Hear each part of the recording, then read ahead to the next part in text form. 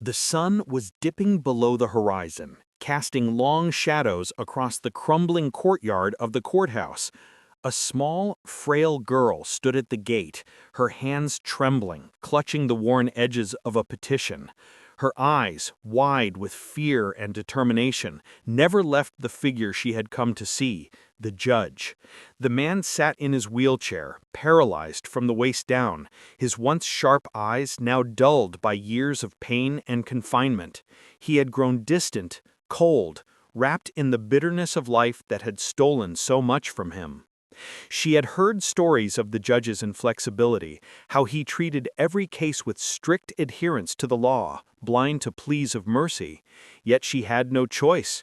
Her father, a simple man accused of a crime he did not commit, was rotting in the cell that smelled of despair and mildew. The girl had no money, no influence, nothing but a promise she didn't fully understand herself. "Please, sir," she whispered, her voice barely audible over the creaking of the wooden doors. She approached the judge slowly, her bare feet making no sound on the cold stone floor. "I beg you, free my father. He is innocent. I can help you. I can make you walk again." The courtroom fell silent. Even the guards, hardened men who had seen countless desperate faces, paused to watch the scene unfold.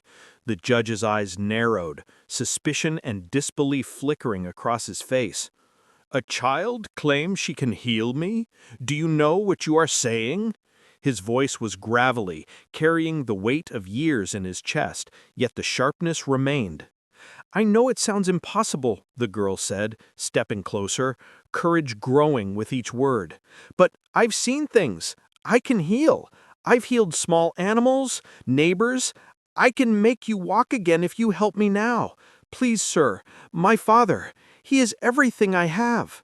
Her voice cracked, tears welling up in her eyes. She knelt before him, holding his hands as if her touch could convey all her sincerity. The judge stared at her, disbelief warring with a flicker of curiosity.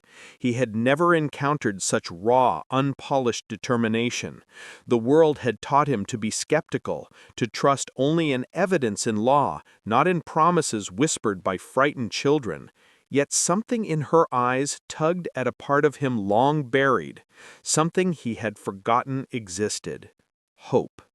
Days passed. The courthouse staff whispered about the girl who claimed she could heal the paralyzed judge. Some mocked her, others pitied her. Yet the girl returned every day, never faltering. She brought herbs, old remedies, and ancient prayers passed down by her grandmother. She didn't understand fully how her powers worked, only that her intentions were pure. And sometimes that was enough. The judge began to observe her quietly. He watched how she moved, how her hands trembled yet never wavered when she spoke of her father. He noticed the sincerity, the raw energy that surrounded her, and a part of him, long dead, stirred. Was it possible, he wondered, that a child could carry such power, or was it mere coincidence, a fool's hope clinging to desperation?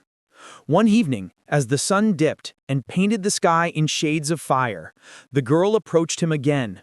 She knelt by his wheelchair and whispered, "Close your eyes, sir. Just trust me for a moment. Let me try." He hesitated, every instinct screaming against it, yet the longing to feel alive again, to move without pain, was stronger than his skepticism. He closed his eyes.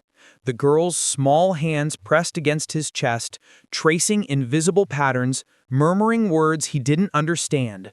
A warmth spread through him. Not the warmth of medicine or science, but something older, deeper, something that stirred memories of childhood, laughter. Suddenly, a shock ran through his legs, a flicker of motion. His breath caught. Could it be? For the first time in years, he felt his toes twitch, his knees respond. He opened his eyes slowly, and the girl smiled, tears streaming down her face. "I told you, I will heal you, if you help my father." The judge's mind raced. This was impossible, illogical, yet undeniable. For the first time, the rigid walls of law seemed porous, susceptible to faith, courage, and pure intention. His voice trembled as he finally spoke. "Bring me his case files. I I will review them. If your gift is true, I will act. But understand this.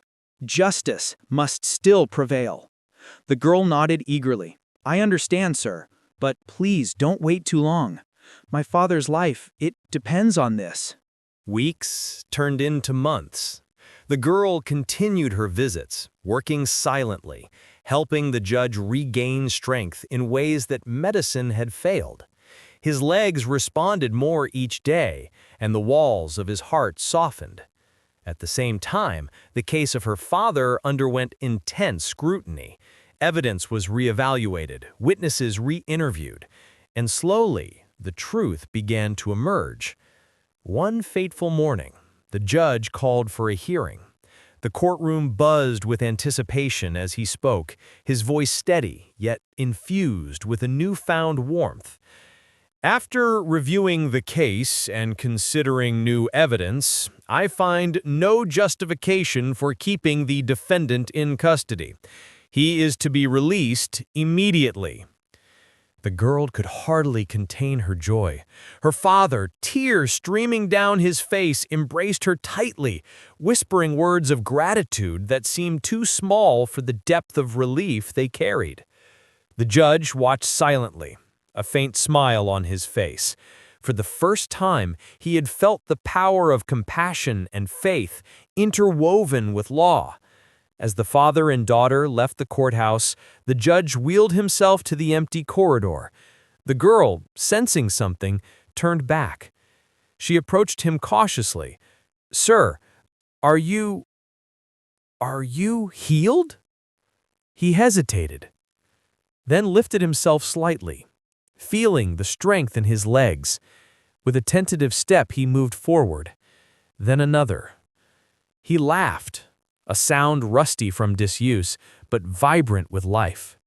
"It seems I am," he said, a rare humility in his tone. The girl's eyes shone. "Thank you, sir, not just for trusting me, but for believing in what's right."